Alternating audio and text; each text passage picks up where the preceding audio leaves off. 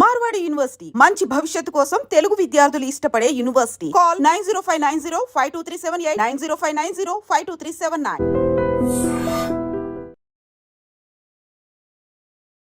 నమస్కారం, welcome to I dream. ధర్మ మార్గం విత్ విజిత కార్యక్రమానికి స్వాగతం.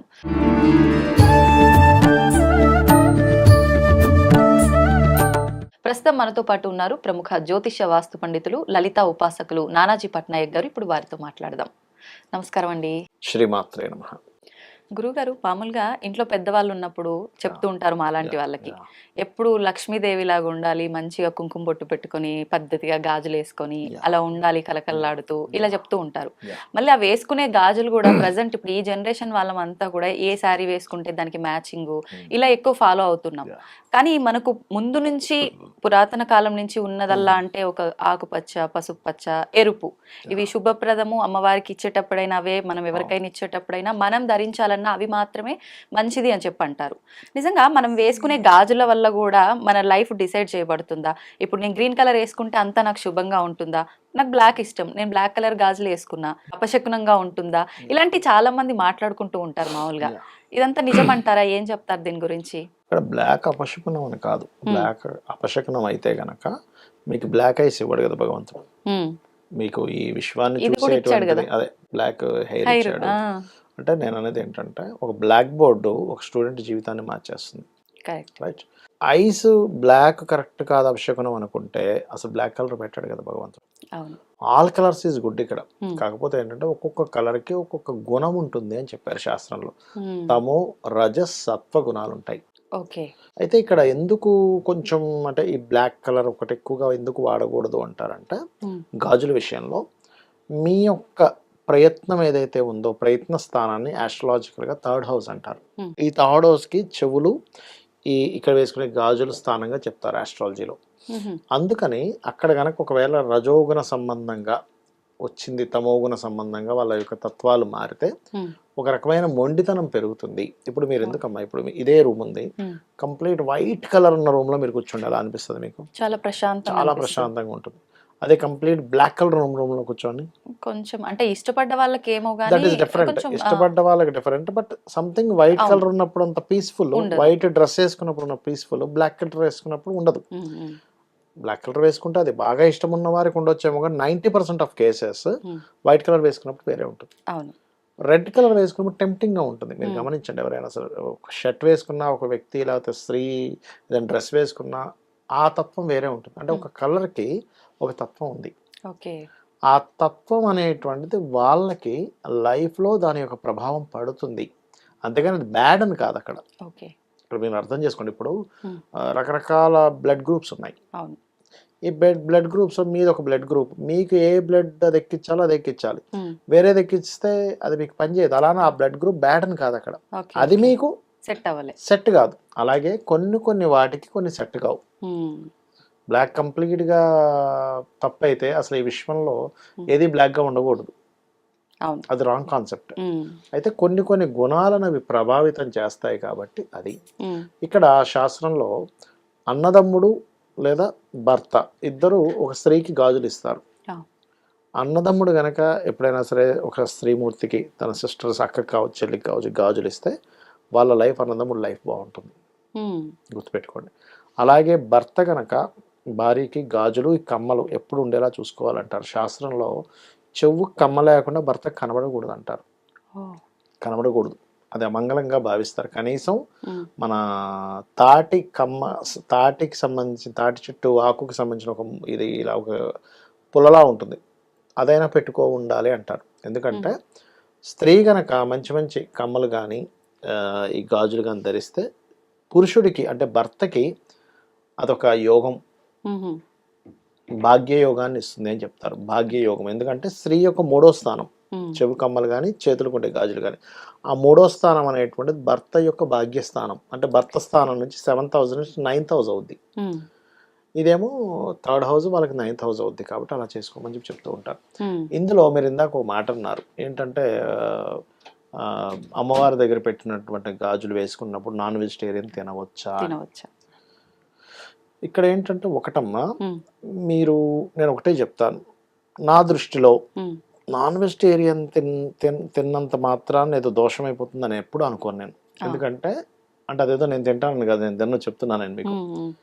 నాన్ వెజిటేరియన్ ఆపడం గొప్పతనం కాదు. మీరు వెజిటేరియన్ అయ్యుండి కూడా అవతల వాళ్ళని కనుక పీక్కు తినే స్వభావం ఉంటే దట్ ఈస్ నాన్ వెజిటేరియన్ కంటే బెటర్, ఇంకా హయ్యెస్ట్ ఇది ఇది ఉన్నటువంటి గుణం ఉన్నటువంటి వ్యక్తులుగా నేను భావిస్తాను. అంటే చాలా మంది ఉన్నారు నాన్ వెజిటేరియన్స్ దీన్ని బట్టి. ఉన్నారు. ఎందుకంటే నువ్వు పేరుకి మాత్రం వెజిటేరియన్ అయి ఉండి అవతల వాళ్ళని నువ్వు ఒక ద్వేషంతోని కోపంతోని లేకపోతే తినేస్తుంటే నువ్వు ఇంక వెజిటేరియన్ అయి ఉండి ఏం లాభం? నీకు ఇష్టం లేక తినట్లేదు, లేకపోతే ఒక జాలితో నువ్వు తినట్లేదు అంటే నువ్వు ఒక పక్షి మీదో లేకపోతే ఒక మేక మీదో నువ్వు జాలి చూపించినప్పుడు నువ్వు ఒక మనిషి మీద ఇంకెంత జాలి చూపించాలి నీ స్వభావంలో. నిజమైనటువంటి వెజిటేరియన్ ఎవరంటే అవతల వాళ్ళని హింసించకుండా ఉంటే that is the perfect vegetarian. భగవంతుడు ఎప్పుడు కూడా నువ్వు కోడిని తినట్లేదు మేకని తినట్లేదు అంటే నిన్నేమి జాలిగా నిన్నేమి మంచి వ్యక్తిగా చూడ్డు.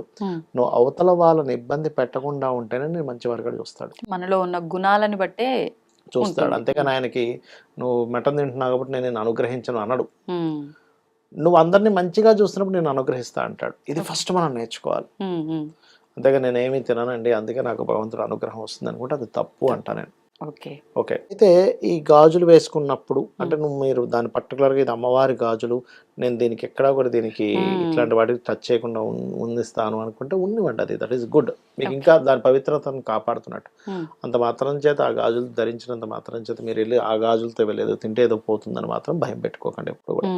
ఎప్పుడు కూడా భగవంతుడి దగ్గర ఎలా ఉండాలంటే భయంతో బ్రతకూడదు. భగవంతుడితో ఎప్పుడు కూడా మనం భయంతో ఉండే రిలేషన్ ఎప్పుడు కూడా అమ్మో మనం ఏం తప్పు చేస్తామో అని భయమే ఉంటుంది కానీ భక్తి అనేటువంటిది ఉండదు. ఎప్పుడు భక్తి అనేటువంటి వారధి ఉండాలి భగవంతుడికి మనకి మధ్యలో. అంటే ఒక రిలేషన్ అంటే అయ్యో భగవంతుడు నేను వాళ్ళ పూజ చేయలేకపోయానే పొద్దున్న బాధ ఉండాలి. అమ్మో చేయలేదు ఏమవుతుందో ఉండకూడదు బాధ. అయ్యో నేను వాళ్ళ పూజ చేయలేకపోయాను పొద్దున్నే నాకు కుదరలేదు, పొద్దున్నే ట్రైన్కి వచ్చేసాం లేకపోతే ఫ్లైట్ ఎక్కి వచ్చేసాం. ఒక్కోసారి ఎలా ఉంటుందంటే మార్నింగ్ 7 o'clock ఫ్లైట్ ఉంటుంది, ఇంటి దగ్గర మనం 5 o'clock బయలుదేరాలి. ఎందుకంటే జర్నీ ఒక 1 hour ఉంటుంది. ఆ టైంలో సరిపోదు మనకు టైం. ఏదో అలా దీపం పెట్టి వచ్చేసాను అబ్బా అనే ఒక బాధ ఉండాలి కానీ భయం అనేది ఉండకూడదు. అయ్యో నేను ఇంట్లో ఎలా చేస్తాను ఇది ఉండాలి. ఇది ఉంటే మీరు నామస్మరణ చేస్తున్నట్టే అమ్మవారిది. ఎప్పుడైతే అది చేస్తున్నారో ఆటోమేటిక్గా మీరు పూజ చేసిన ఫలితం వస్తుంది. కానీ అసలు అది మైండ్లో మీకు అసలు లేకుండా ఊరికే మీరు ఎన్ని పూజలు చేసినా వేస్ట్ అక్కడ. ఓకే. ఇప్పుడు కొన్ని సందర్భాల్లో మామూలుగా ఎక్కువగా విలేజ్లలో ఉండేవాళ్ళు కొన్ని పాటిస్తూ ఉంటారు. ఈ గాజులకు సంబంధించి కూడా అంటే అక్క చెల్లెళ్ళకి ఏదో కీడొచ్చింది అని చెప్పి అన్న చెల్లెళ్ళకి అన్న అక్క ఇట్లాంటి సంబంధం ఉన్న వాళ్ళకి అమ్మమ్మలు మనవరాళ్ళకి గాజులు పెట్టాలని ఆడపడుచు వదినకు పెట్టి ఇలాంటివన్నీ వస్తుంటాయి. లేదంటే కీడు అని చెప్పి ఈ పరిహారాలు నిజంగా ఉంటాయా?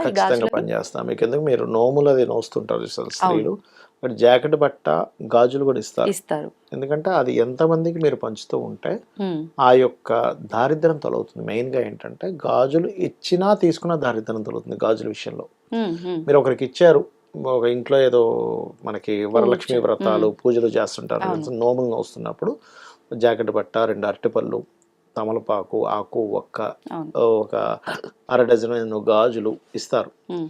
అది ఎంత అద్భుతమైనటువంటి రెమెడీ అంటే చూడడానికి చాలా సింపుల్గా ఇచ్చుకున్నాం అనుకుంటాం కానీ ఇచ్చిన వారికి దారిద్రం పోతుంది, ఆ పూజలో పాల్గొని తీసుకున్న వారికి కూడా దరిద్రం పోతుంది.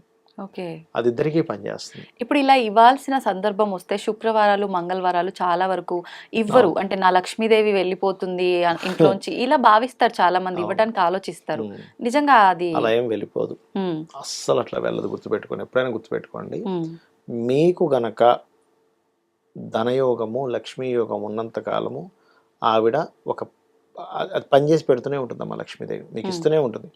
మీకు సమయం అయిపోయిందంటే మీరు ఎన్ని చేసినా ఆయనకి అంత తొందరగా రాదు. ఎంతో భక్తితో ఏదో చేస్తే తప్పితే ఆవిడ అనుగ్రహం ఉంటుంది కానీ అలా ఏం పుసుకుని అలా ఏం వెళ్ళిపోదు.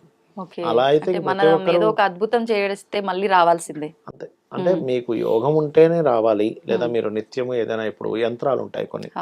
ఇప్పుడు ఎట్లా అంటే లక్ష్మీ యంత్రం అని ఉంటుంది, అది 1 feet by 1 feet లక్ష్మీదేవి బొమ్మ పెట్టి చుట్టూ దానికి సంబంధించినటువంటి కొన్ని బీజాక్షరాలతో కొంత ఉంటుందమ్మా ఉండి దాన్ని పుష్పావాసము జలావాసము ధాన్యావాసం చేస్తారు 3 రోజులు చేసి దానికి ఒక శక్తిని చేకూర్చి అమ్మవారిని ఆవాహనం చేసి అందులో పెడతారు.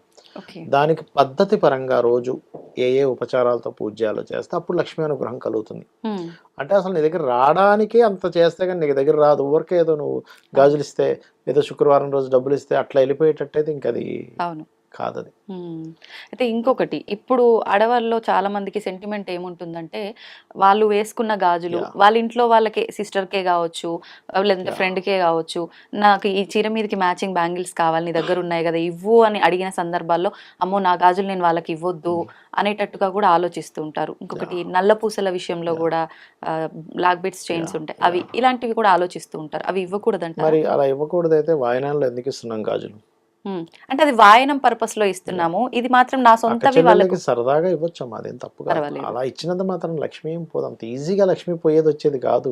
నా దృష్టిలో ఏంటంటే అంత ఈజీగా పోదంటున్నా నేను.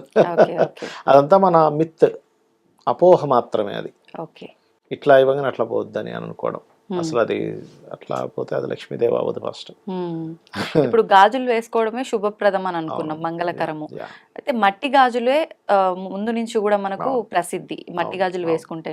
కానీ ఇప్పుడు రకరకాల బ్యాంగిల్స్ వస్తున్నాయి, మెటల్ అని చెప్పి, పంచలోహాలు అని చెప్పి, అవన్నీ వాడొచ్చు అంటారా? మట్టి గాజులు ఎందుకు వేసుకోవాలంటే మట్టి కుజుడికి కారకుడు. కుజుడు మట్టి, వేరేవన్నీ కుజ సంబంధించినవి కాదు. కుజుడికి సంబంధించిన మెటల్తో తయారు చేసింది. మీకు దారిద్ర్యాన్ని తొలగించడానికి ఎక్కువ బలం ఉంటుంది, ధైర్యాన్ని ఇవ్వడానికి ఎక్కువ బలం ఉంటుంది. ఓకే, అందుకని మట్టి గాజులు వాడమని చెప్తారు సింపుల్ గా. మీకు మామూలుగా కింద పట్టీలు కూడా వేసుకోమంటారు. ఎందుకుమంటారంటే వీళ్ళకి ఈ లేడీస్కి వచ్చేటువంటి మెన్స్ట్రువల్ సైకిల్ ఏదైతుందో అది పర్ఫెక్ట్ గా సాగుతుందమ్మా.